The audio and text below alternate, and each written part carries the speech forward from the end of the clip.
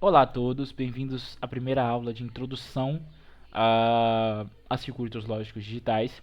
E hoje nós vamos entender um pouco sobre o começo de tudo isso, o que originou a criação, o desenvolvimento desses circuitos lógicos.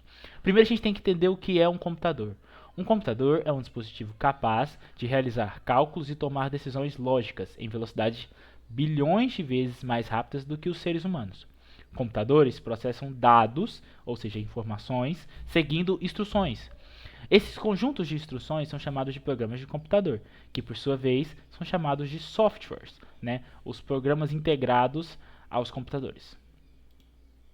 Para entender um pouco sobre a lógica matemática e a criação dos circuitos lógicos, a gente tem que conhecer um famoso matemático chamado George Bowley, né? Que foi um dos fundadores, como eu disse anteriormente, da lógica matemática. Essa área da matemática, criada por George Bowley, se tornou uma poderosa ferramenta no projeto de estudos de circuitos eletrônicos e arquitetura de computadores, como a gente tem hoje, né? Esse aqui foi o começo de tudo.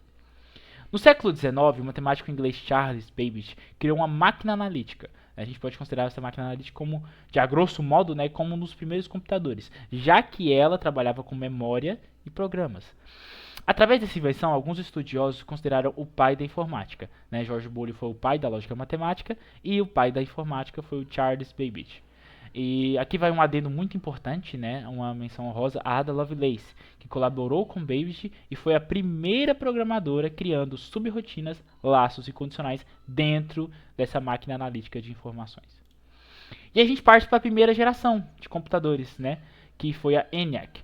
O primeiro computador digital eletrônico realizava 5.000 operações por segundo e foi terminado após a Segunda Guerra Mundial. Consumia 200 kWh e possuía 19.000 válvulas de processamento. E pertenceu à primeira geração de computadores, que durou de 51 a 59. Aqui está uma foto de como era, né? O ENIAC, Electronic Numeral Integrator and Computator. E a gente parte para a segunda geração, né, que é de 1959 a 1965. E aí a gente tem os computadores, né, bem menores, digamos assim, comparados aos ENIACs. E eles têm a diferença entre eles é que esses computadores de segunda geração trabalhavam por meio de transitores, que eram menores do que as válvulas e mais rápidas. E nesse período já começava a se espalhar o uso comercial, né, usado em empresas textos, empresas de informações, busca de dados e até pelos governos mundiais também. Depois disso, a gente tem uma evolução para a terceira geração, de 1965 a 1975, que aí a gente já tem os circuitos integrados, ou seja, a gente pega todos esses equipamentos, esses circuitos aqui projetados com transitores e passa eles para dentro de um gabinete, digamos assim, um dos primeiros gabinetes, né, com a criação dos processadores e por aí vai. Eles tinham uma dimensão bem menor e uma capacidade de processamento bem maior, né, e já mostravam também na tela aqui as informações processadas. Depois a gente tem a quarta geração. Muitos, né, que vai um adendo, muitos consideram que hoje em dia a gente já está na quinta geração de computadores, né, pela diferença de processamento de dados, o tamanho das peças também, que mesmo assim, desde a quarta geração de 1975, mudou muito, né, foi muito atualizado. Porém, a maioria dos cientistas consideram que a quarta geração é até os dias atuais, já que não houveram grandes mudanças dentro dos circuitos lógicos digitais. Né? No desenvolvimento da tecnologia da informação, os computadores diminuíam de tamanho, ou seja, bem menores, e aumentavam a velocidade e capacidade de processamento de dados. Né? Como eu disse antes, computadores, a grosso modo, são sistemas de conversores de dados, né, através de números binários, zeros e 1. E são incluídos com microprocessadores com gasto cada vez menor de energia. A gente passou de processadores enormes com válvulas e transitores para microprocessadores que fazem isso até mais rápido.